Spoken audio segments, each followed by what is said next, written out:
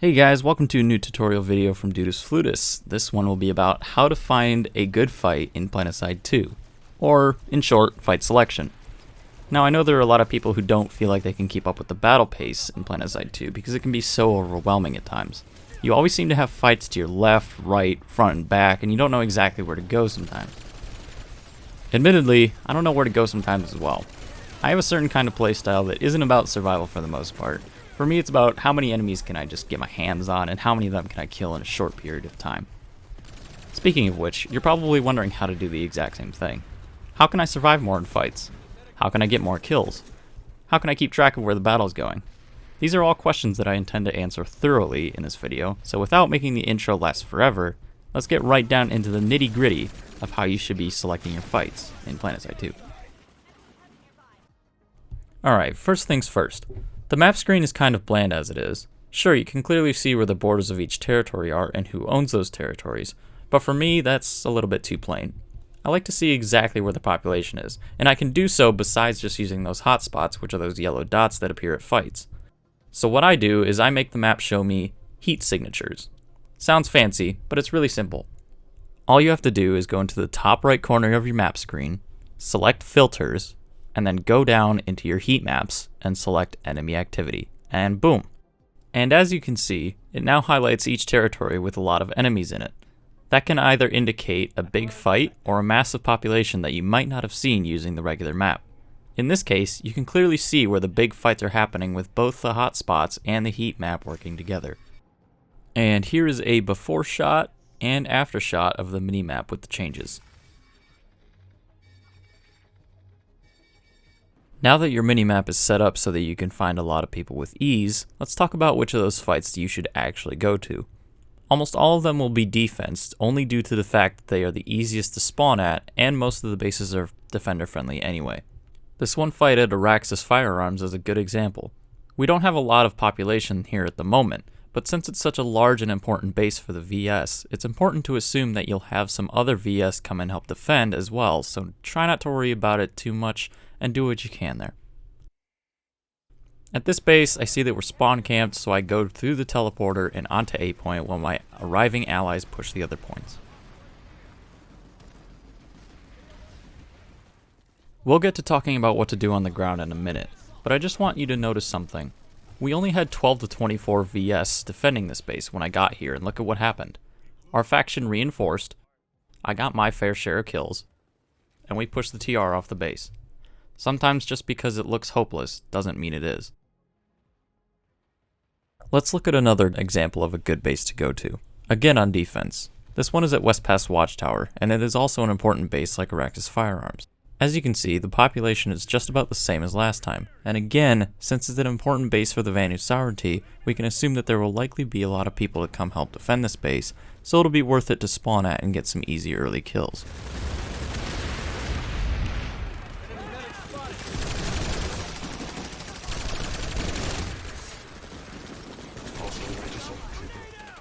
And of course, the end of this battle is pretty much the same as before. We accumulate population and then push the TR off the base, all while getting a nice sum of kills.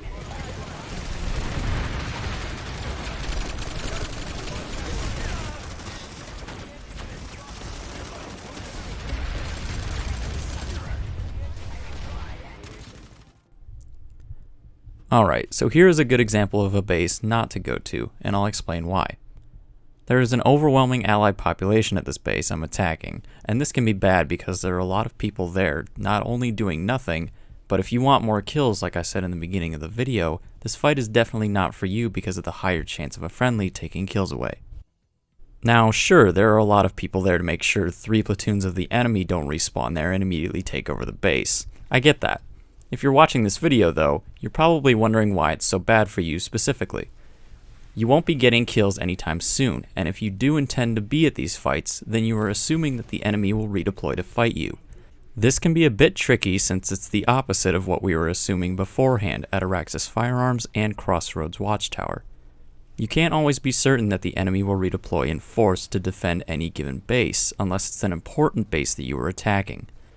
If you switch around my position and the enemy's position at the two previous bases we were at, you'll get what I mean when I say it's more likely that the majority of the population will defend a bigger and harder to take base. That's why a small base like this won't always guarantee a good attacking point hold that yields a lot of kills. As you can see from the footage, it's rather stale, and I'm not getting that many kills at all. That's why when attacking, you should be looking more for bases that already have enemy resistance that can offer an abundance of kills. Alright, now here comes the advanced part. We're now going to talk about how to read your minimap when you actually get to one of these fights and spawn in. Now when I say advanced, what I mean is you have to use your own intuition and map knowledge a lot to react to different situations. In Planetside, there are many different combat scenarios that you never think about or come across very often. I can't tell you how to deal with them because I don't know which ones you'll have to face. Like I said, it's complicated. I'm going to give you a very general rundown of how to read your minimap in Battleflow, but I can't do much more than that. In the fight, you'll have to be the one making the decisions and reading the minimap, so I hope I can give you as many tips as I can to do that without it being too overly complicated. Let's get right into it then. This base is a good example to start from, and even better yet, it's some leftover footage from my eye tracker video, which I'll link in the description below this video. This base is a good example because of, number one, the population that is there and where that population is at, and number two, because I'm attacking and can show you what I'm doing to keep track of what's going on when I attack a base. So when I get there, you'll notice that I've spawned away from the point because I don't have any spawn options around it. This gives me the opportunity to flank some people, which I take advantage of. Now you'll notice all of them are facing the same direction, but are ignoring me. This is what happens when you get a good flanking position. The point to be made here is that I am clearly aware of where their population is headed, which is towards the point, and I can take advantage of that by going a different route than they were expecting.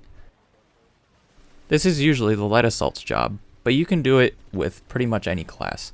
That is, if you do it right.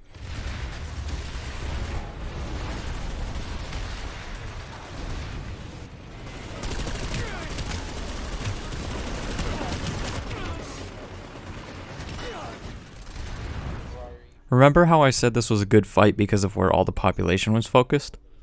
Now that I'm actually in the fight, you can clearly see that both the enemy population and friendly population is focused near the point. Remember how I said that you should be attacking bases with enemy resistance?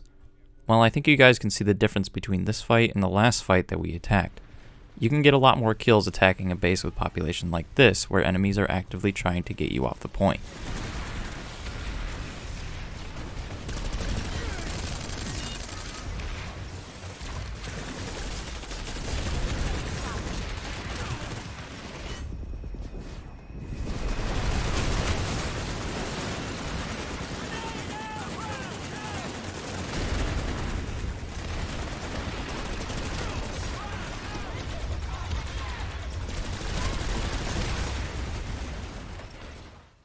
Now that our faction has taken over the base, let's pause for a second and look at what I'm doing in this fight. I skipped over a few parts to save some time, but I want you to specifically look at this clip right here again. So the first thing is to notice that once I get a kill and retreat back into the room, I immediately check my minimap to see what the situation is like. I said this before in my eye tracker video, but I'll reiterate it once more. Checking your minimap frequently can be very, very beneficial in the middle of a fight like this, and is the first thing you should learn how to do when trying to learn how fights play out, as well as how to position yourself better. Being up to date on what is going on is one of the best things that can help you survive. Back to what you should do in this situation. I analyze the situation and conclude it's okay for me to go back and get some more kills, which is of course what happens next because of how I process the information from the minimap. Now let's get back to where we paused. After all that's finished, we still have enemies continuing to pour into the point room. So what I do is try to conceal myself for as long as I can in the corner and hope I don't get spotted. Again, this is a good fight because of all the combat that is happening at the point. I have decent cover, and I'm getting a lot of kills because there aren't too many enemies at the base. What's more is that even when the fight seems done, it's not. This fight actually ends up getting switched around for a few seconds because of how many leftover NC there were. So, great fight to be at, but I hope you paid attention to what went on the minimap during that time, because we're going to be visiting a few more fights and break down how exactly I read the minimap. Keeping with the eye tracker theme, I thought I'd analyze some of this old throwaway gameplay. Now that I'm reviewing it, it's actually a great example for this video. Our small B-Way squad decided to attack Pale Canyon, which is owned by the NC, but since the TR also had a connection, they wanted to try to take the cap away from us. We also had the help of a lot of friendlies, since our squad wouldn't have lasted long alone against the TR numbers. So first of all, let's start by getting familiar with the setting for this point hold. We have full control of both buildings near the point, and there's almost no enemy resistance. A good way to start a point hold. Now, as things start building up, let's start learning about my combat awareness. The NC didn't really respond to our cap, which was disappointing, but one thing to notice is our position on the minimap. Our squad is placed directly between the point and the enemy spawn, and we have more than enough cover if we have to face a multitude of enemies running out of spawn. Positioning like this with almost no enemy resistance is optimal, since they will have a harder time getting directly to the point, as well as you yourself having a great farming spot with lots of cover. I like to play aggressive, but even I realize that being too far up at this base will lead to nothing but consequences, so I stay back with my squad.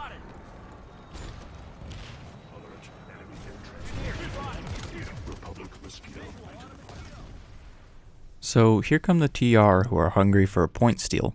This is where the fight becomes more intense, since we actively have people coming after the point. They try to get a router in the north building, but we easily denied that opportunity. The second thing they did was get a Sunder into the base, although it didn't pose much of a threat since it can't deploy, nor get anywhere near the point to contest. However, we quickly realized that the TR are swarming the opposite building to the south, and so we shift our focus on that. First off, before I even peek anybody, I'm checking my minimap to see where everybody is since we have radar. It's a good thing to do this to try to get as much information as possible about where your enemies are going to be before you engage them. Another thing to point out is this person right here. Notice how he's not a threat right now, but it looks like he's moving towards our building. Just something to keep in mind. Since I can't kill the max with just my LMG, I move back into cover, and you'll notice that when I do that, I look at my minimap and see that the person who wasn't a threat before is now right at the door to our building. I am fully aware of where he is, so it makes for an easy pick. I then shift my attention back to the point that is being contested, but I don't go out just yet because of how many people are in their building, as well as the max looking directly at me.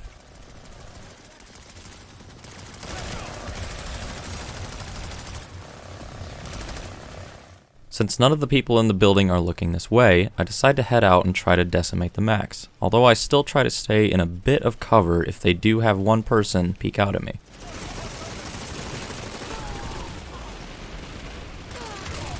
Victory is at hand.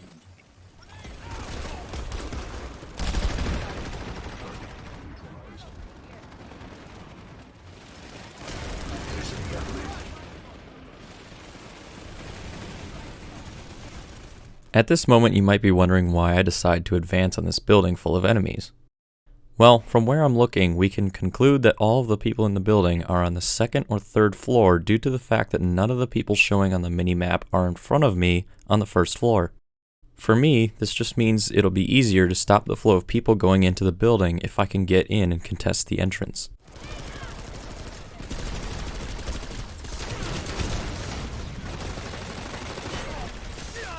Soldier destroyed.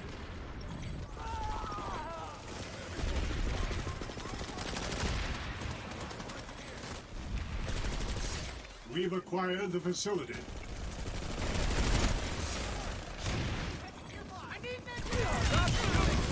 And then of course we have to be good sports about them trying to steal the cap from us.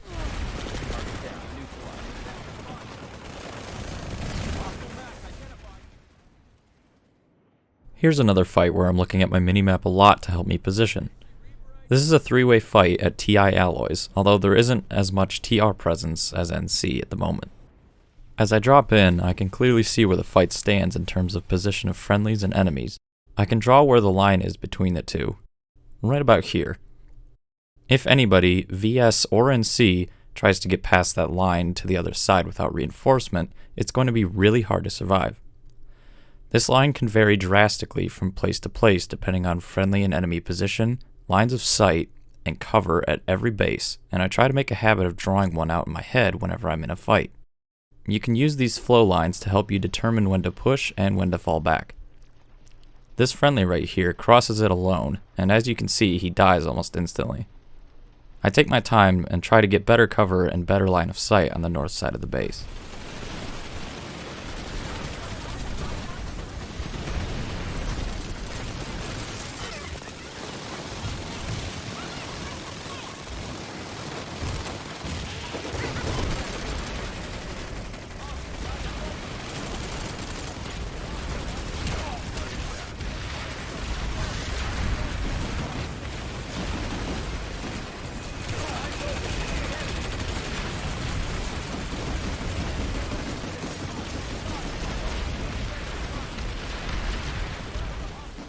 After a few kills, I see that our friendlies are pushing up in force, so I join them. This is where things can get a little complicated because getting too close to a bunch of enemies grouped up is dangerous. However, try to get them into a 1v1 situation the best you can. Let's use this clip as an example. This is when I tried to solo cap Galaxy Solar for fun and to see how well I could do solo. When two heavies enter the room, all I have to do is split them up by peeking at an angle where I can only see one. I'm turning a 2v2 into two 1v1s. Using this to your advantage in group fights will help you a lot in terms of survivability as well as getting a lot of kills. So back to the fight here at TI. As you can see, I'm trying to peek as many people as I can without rushing into their entire group. Since the line between our friendlies and the NC is so thin right here, if we get enough friendlies to push at once, we can overwhelm them. And we actually do just that, and the line now shifts down towards the hill to the north even more. This is where I switch the direction that my cover is in since I'm fighting enemies at a different angle now.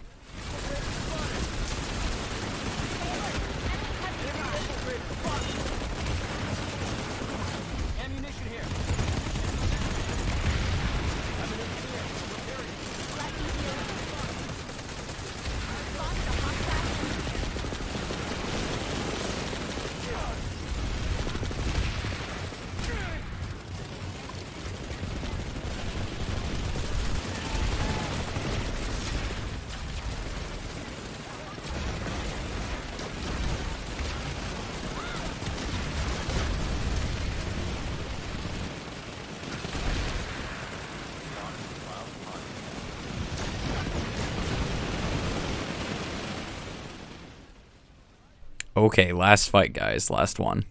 It's shorter too, so don't worry. Right here we have the NC assaulting Xenotech Labs, and they're holding down the point pretty well.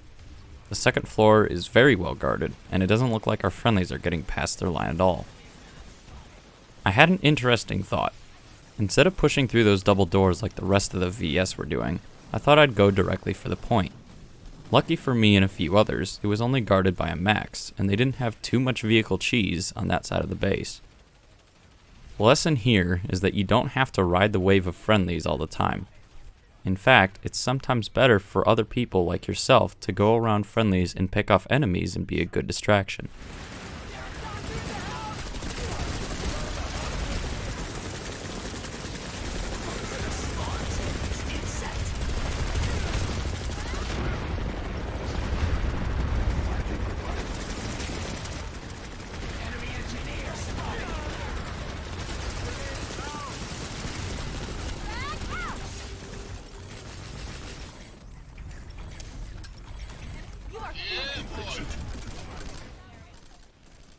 Figuring out how fights in Planetside 2 play out is one of the harder things for newer players to do, and even some experienced players alike.